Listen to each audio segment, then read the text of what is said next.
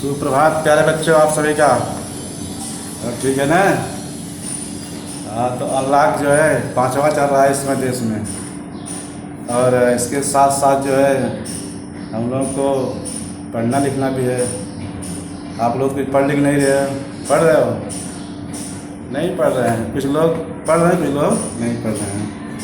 तो प्यारे बच्चों, हिंदी में जो है एक पाठ हो गया आप लोगों को, बराबर ना। समय की शिला पर पढ़ा दिया हूँ मैं।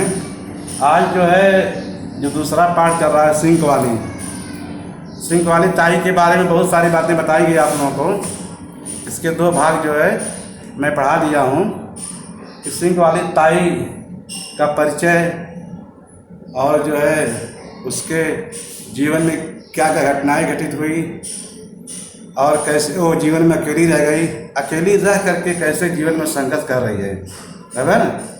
इसके बारे में आप लोगों को मैं आज बताऊंगा, और जो परिच्छेद में दिया गया है किताब में उसको हम लोग पढ़ेंगे, उसके अर्थ को समझेंगे, और जो कृतियाँ दी गई हैं उसको आप लोग को समझाऊंगा मैं। आइए हम लोग देखते हैं किताब में परिच्छेद क्या दिया गया है, बराबर। तो प्यारे बच्चों, इसके पहले हम लोग क्या पढ़े थे, अब देखते हैं। सिंक वाली ताई को आंख से थोड़ा कम सूझने लगा है।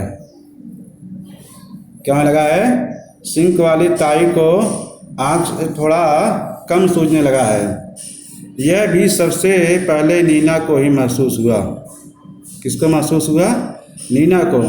इसके पहले आप लोग बताया गया था ना, नीना उस गांव की जो है लड़की थी और सिंक वाली ताई के पास अक्सर आया करती थी और उससे दोनों से दोस्ती हो गई थी, बराबर।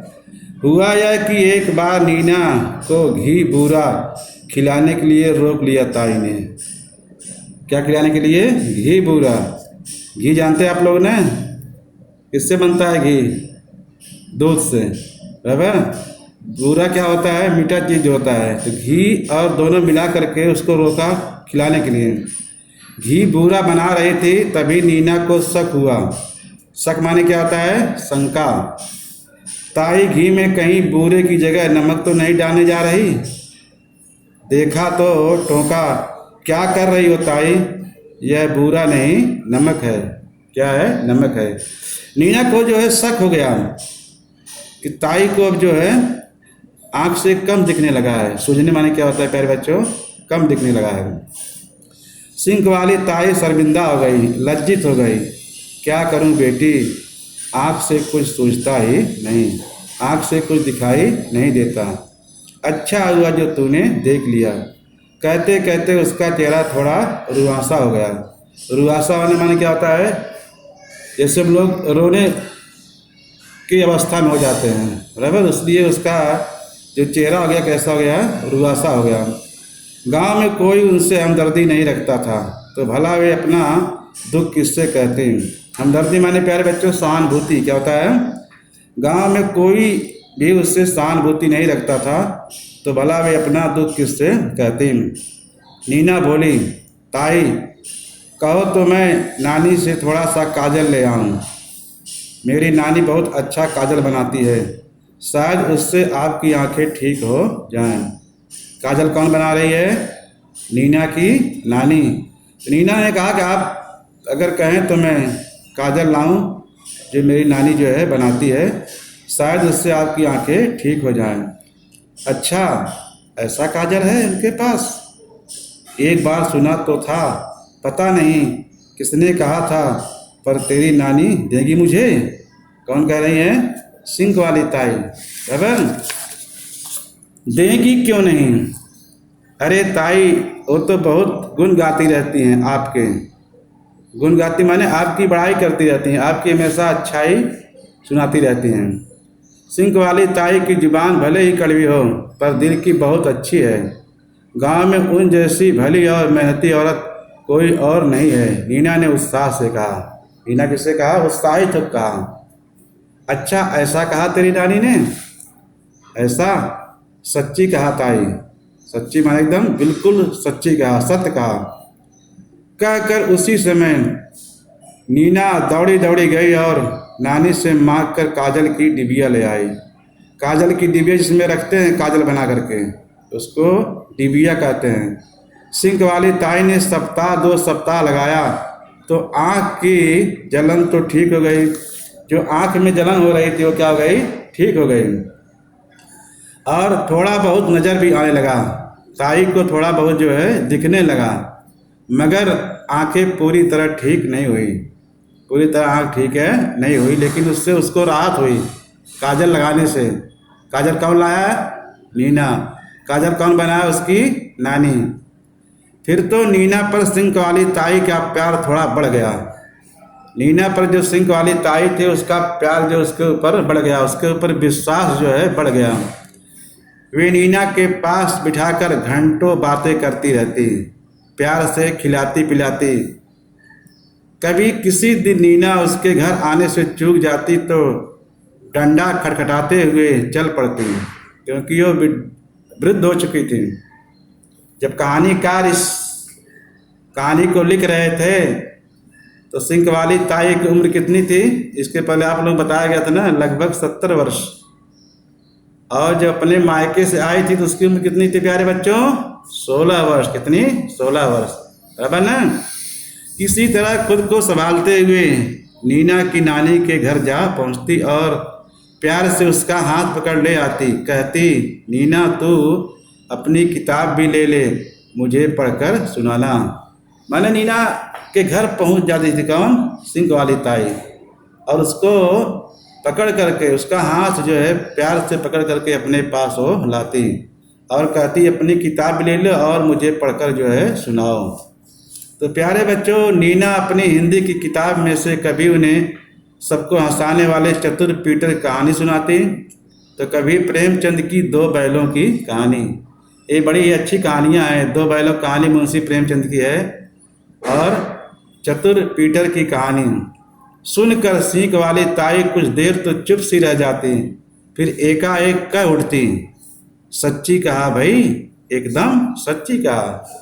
और फिर खुद भी किसान और पृथ्वी चिड़िया का किस्सा छेड़ देती, या लोटन कबूतर का। नीना और सिंक वाली ताई का यह प्यार गांव के शरारती बच्चों को तो चुभ ही रहा था।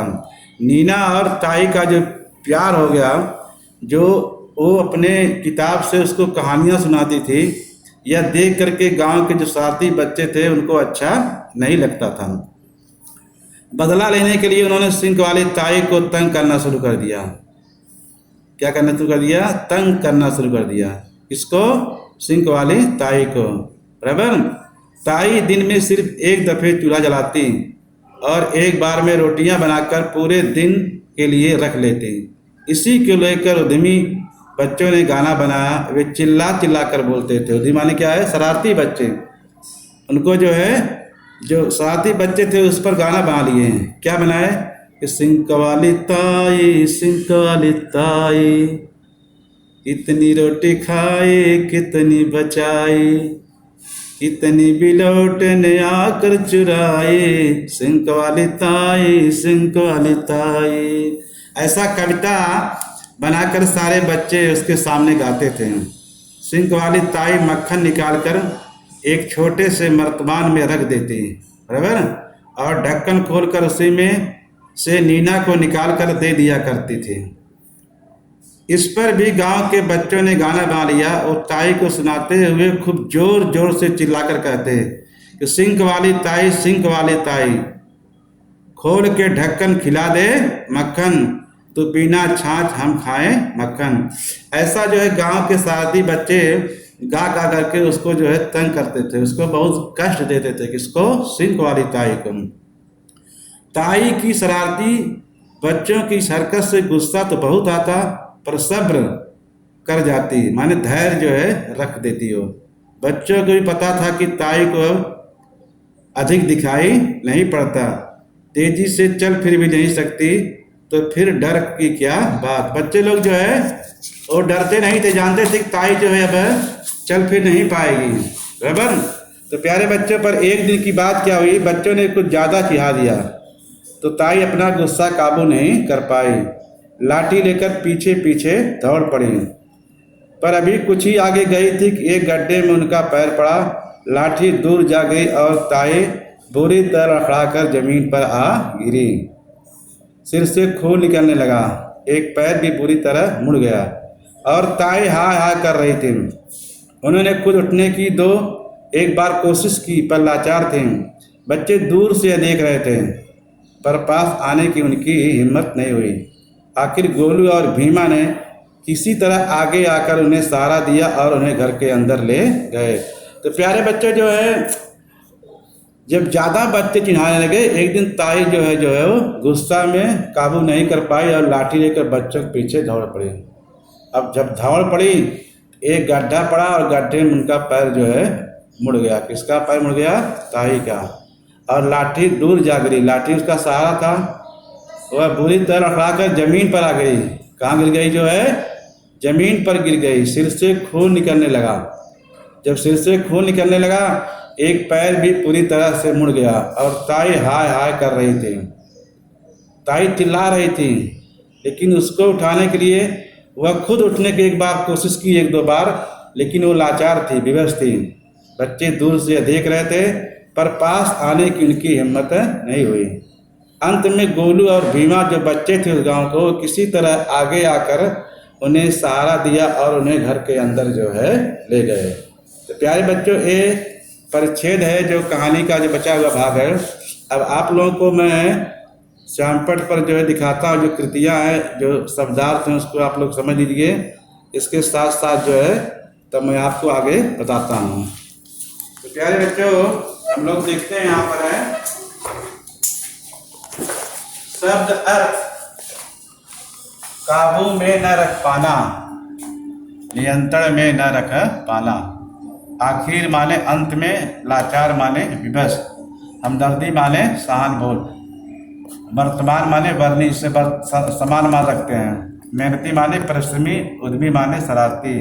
बराबर। तो ये जो है, अब यहाँ आपको एक आकलन कृति दी गई है। आकलन कृति है, संजाल पूर्ण कीजिए। यहाँ प्रश्न है, बच्चों की अधिक चिढ़ाने का परिणाम। बच्चे जब अधिक चिढ़ाने लगे, उसका परिणाम क्या हुआ? उसका जो है क्या परिणाम हुआ? क्योंकि बच्चे जब चिढ़ाने लगे तो ताई जो है लाठी लेकर के बच्चों को जो है पीछे जो है दौड़ पड़ी और जाती है तो एक गड्ढा पड़ता है, उसके गड्ढे में पाँव जो है मुड़ जाता है और लाठी उसके हाथ से जो है छूट जाती है। जब छूट जाती है तो गिर जाती है। उठने का प्रयास करती है लेकिन उठ नहीं पाती है और वही जो है हाँ वो करने लगती है। तो उसको बच्चे जो डर गए थे, कोई बच्चे उसको जो है तरफ देख रहे थे, लेकिन उस सबको आने की हिम्मत उसके अंदर नहीं थी। इसलिए क्या हुआ यहाँ पर? पहला है लाठी लेकर ताई का बच्चों के पीछे दौड़ पड़ना। लाठी लेकर ताई का बच्चों के पीछे दौड़ पड़ना। दूसरा है गड्ढे में पैर पड़ने के कारण ताई का लड़खड़ा कर गिर पड़ना। गड्ढे में पैर पड़ने के कारण ताई का लड़खड़ा कर गिर पड़ना। तीसरा जो है सिर से खून बहने लगना। चौथा है पैर का मुड़ जाना, ताई का हाय हाय करना। अब आगे देखते हैं कृति 2 में क्या दिया गया है। ताई के घर के अंदर लाने वाले बच्चों के नाम। ताई के जब गिर जाती है तो गांव के बच्चे जो है सब तो भाग जाते हैं, सब डर गए कौन लाया इनको। लेकिन 2 ऐसे बच्चे थे जिनके अंदर साहस था, वो आए और ताई को उठा करके उनके घर तक ले गए। तो दोनों बच्चे कौन थे प्यारे बच्चे? गोलू और भीमा। गोलू और भीमा, ये 2 बच्चे थे जो ताई को जो है लाए। बराबर। अब तीसरा जो पॉइंट दिया गया प्यारे बच्चों, यहाँ दिए गए निम्नलिखित शब्दों में प्रयुक्त प्रत्यय अलग कर लिखिए। बराबर। तो प्रत्यय लिखना आप सभी लोगों को है। यहाँ पर दिया गया है लड़खड़ाहट और यहाँ क्या दिया गया है? कड़वाहट। प्रत्यय कहाँ लगता है? प्रत्यय जो है शब्दों के अंत में आते हैं। शब्द के अंत में यहाँ क्या आ रहा है? हट, दोनों तरफ ना। तो यहाँ क्या हो जाएगा? प्रत्यय हट। बराबर। क्योंकि इसके पहले बताया गया प्रत्यय जो है शब्द के बाद लगते हैं और जो उपसर्ग होते हैं वो शब्द के पहले जो है लगते हैं। तो प्यारे बच्चों, ये आप लोगों को जो बचा हुआ भाग था उसको बताया गया। बराबर। आप सभी लोग जो है ये जो परिच्छेद पढ़ाया गया है, देखिए, सीख वाली ताई को आंखों से डैश डैश और उन्हें घर के अंदर ले गए। यहाँ से यहाँ तक दिया गया है, आप लोग किताब देखेंगे यहाँ से यहाँ तक आप लोग मिलेगा, उसके अंदर जो शब्दार्थ यहाँ पर दिया गया उसको आप लोग देखेंगे, आकलन कृति संजाल आप लोग पूर्ण करेंगे। अभी आप लोग लिखा दे रहा हूँ, तो फिर आगे आप लोग भरना पड़ेगा, इसको देख करके बता दिया जाएगा आप लोगों को। कृति 2 है और ए प्रत्यय है, इनको अलग किया गया है। फिर आज का जो है भाग जो है आप लोग तीसरा में बताया हूँ, और आप लोगों का जो घर काम है इसको लिखना है और आकलन कृति को याद करना है। 200 पेज की जो है आप लोग कॉपी ले लीजिए तुरंत और लिख करके आप लोग ग्रुप में जो है इसको डालिए हर शुक्रवार को, जिससे आप लोग घर काम चेक हो सके, बराबर। और जो नहीं आए तो आप लोग उसको जो है ग्रुप के माध्यम से पूछ सकते हैं। इतना आज जो आप लोगों के लिए, फिर आगे मिलता हूँ तो फिर बताऊँगा। जय हिंद।